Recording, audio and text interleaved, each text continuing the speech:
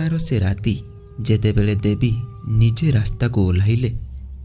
ନମସ୍କାର ମିତ୍ରମାନେ, ଆଜି ମୁଁ ଆପଣଙ୍କୁ ଏମିତି ଏକ କାହାଣୀ କହିବାକୁ ଯାଉଛି ଯାହା କେବଳ ଡରାଇବା ପାଇଁ ନୁହେଁ, ବରଂ ଆପଣଙ୍କୁ ଭାବିବାକୁ ମଧ୍ୟ ବାଧ୍ୟ କରିଦେବ।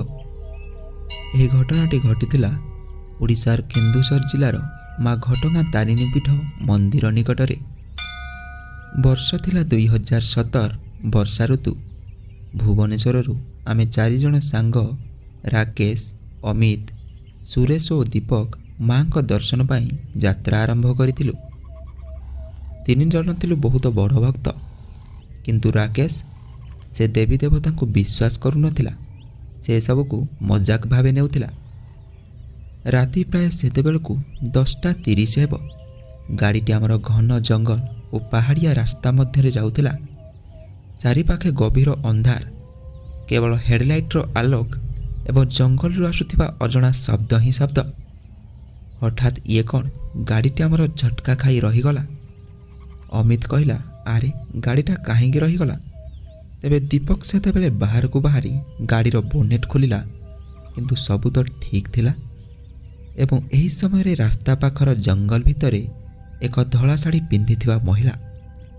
ତାଙ୍କ ମୁହଁରୁ ସ୍ପଷ୍ଟ ଦେଖାଯାଉନଥିଲା, କିନ୍ତୁ ତାଙ୍କ ଆଖି ଭୟଙ୍କର ଭାବେ ଚମକୁଥିଲା। ସୁରେଶ ଭୟଭୀତ ହୋଇ କହିଲା, ଭାଇ, ଏହି ରାତିରେ ଏଠାରେ କିଏ ଠିଆ ହୋଇଥିବ? କିନ୍ତୁ ରାକେଶ ହସି କହିଲା, ଛାଡ଼ ୟାର, କେହି ଗାଁର ମହିଳା ହୋଇଥିବେ।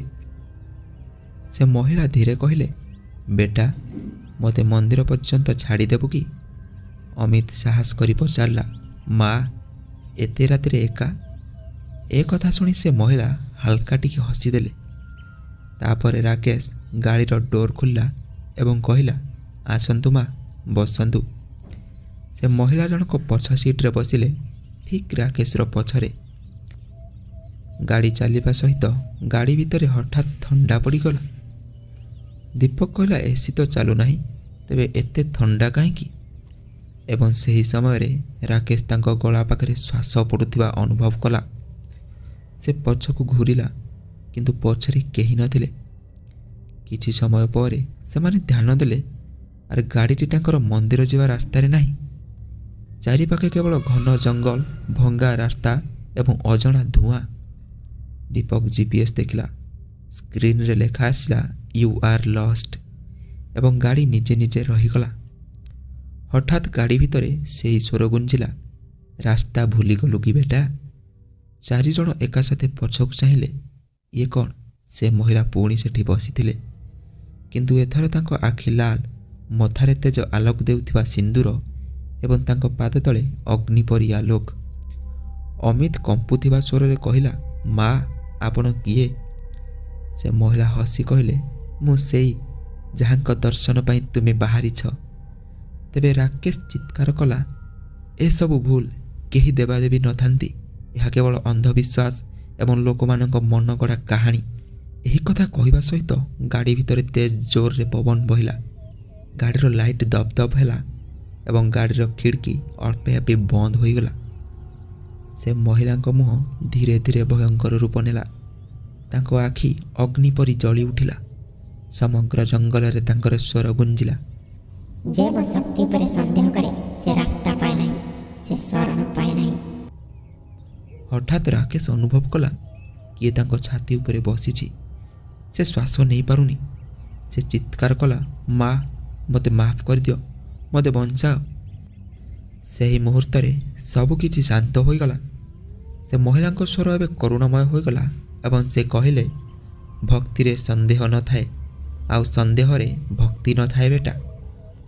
ହଠାତ୍ ଚାରିପାଖେ ତେଜ ଆଲୋକ ହୋଇଗଲା। 4 ଜଣଙ୍କ ଆଖି ବନ୍ଦ ହୋଇଗଲା। ଯେତେବେଳେ ସେମାନେ ଆଖି ଖୋଲିଲେ, ସେ ମହିଳା ସେଠି ନଥିଲେ, କିନ୍ତୁ ସାମ୍ନାରେ ମା ଘଟଗାଁ ତାରିଣୀ ମନ୍ଦିରର ମୁଖ୍ୟ ଦ୍ୱାର। ସେମାନେ ଘଡ଼ି ଦେଖିଲେ, ରାତି ପ୍ରାୟ 3ଟା ହେଲାଣି। ପୂଜାରୀଜୀ କହିଲେ, ବେଟାମାନେ, ଆଜି ରାତିରେ ଦେବୀ ନିଜେ ଜଙ୍ଗଲ ରାସ୍ତାରେ ବୁଲନ୍ତି।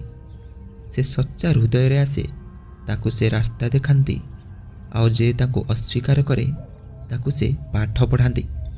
ରାକେଶ ସେଠି ଭୂମିଷ୍ଠ ହୋଇଗଲା ଏବଂ କାନ୍ଦିଲା। ସେ ରାତି ପରେ ରାକେଶ ପୁରାପୁରି ବଦଳିଗଲା। ଆଜି ସେ ପ୍ରତିବର୍ଷ ମା ଘଟଗାଁ ତାରିଣୀଙ୍କ ଦର୍ଶନ ପାଇଁ ଯାଏ ଏବଂ ଦୀପକ ପରେ ଯେତେବେଳେ ଗାଡ଼ିର ପଛ ସିଟ୍ ଚେକ୍ କଲା ସେଠି ଏକ ହାଲକା ସିନ୍ଦୁରର ରେଖା ଥିଲା। ଏହି କାହାଣୀ କେବଳ ଡରାଇବା ପାଇଁ ନୁହେଁ, ଏହା ଆମକୁ ଶିଖାଏ ଶ୍ରଦ୍ଧା ଓ ସମ୍ମାନ ଜୀବନର ସବୁଠାରୁ ବଡ଼ ସୁରକ୍ଷା କବଚ। ତେବେ ଯଦି ଏହି କାହାଣୀ ଆପଣଙ୍କୁ ଭଲ ଲାଗିଛି ଲାଇକ୍ କରନ୍ତୁ, ସେୟାର କରନ୍ତୁ ଏବଂ ଚ୍ୟାନେଲକୁ ସବସ୍କ୍ରାଇବ୍ କରନ୍ତୁ ଏବଂ ଏମିତି ଆହୁରି ଭୟଙ୍କର ସତ୍ୟ କାହାଣୀ ପାଇଁ ଚ୍ୟାନେଲକୁ ସବସ୍କ୍ରାଇବ୍ କରିବାକୁ ଭୁଲନ୍ତୁ ନାହିଁ।